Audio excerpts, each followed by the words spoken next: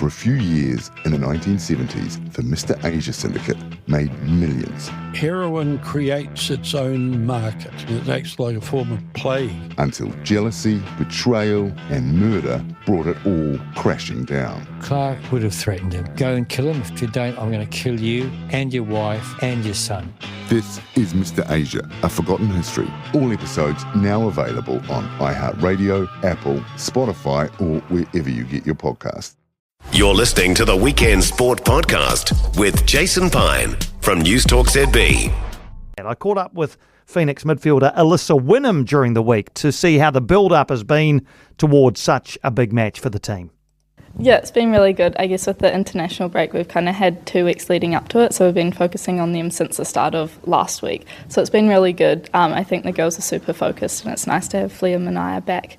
But yeah, we played against the reserves on the weekend, and they played as Canberra, and we had a really good result. So let's hope we can do that again.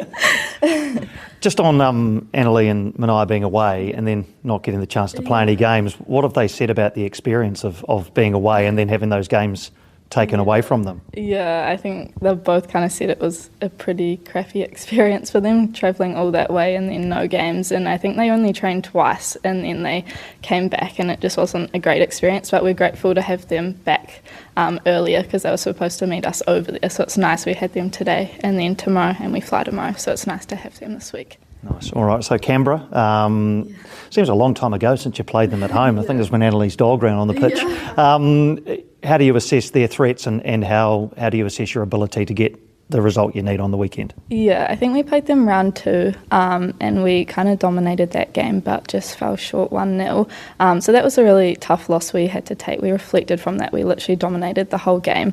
I think they have a lot of threats up top. They're a very direct team, so they just go straight in behind, but they're very good at what they do. So we've been working hard on that and how to stop that and then how we can kind of attack against that, and it's been looking good at training. Awesome. So goals obviously are needed this weekend. Hasn't been the best couple of games for goal scoring. Have you worked specifically on the attacking third? Yeah, I think that was kind of the point, playing our reserve team as well, just to kind of get that confidence up, just take that break, just breathe. And we had like a number of different goal scorers across that game, so that was good for the confidence. And now they're kind of like flowing in that training and everything seems to be flowing well.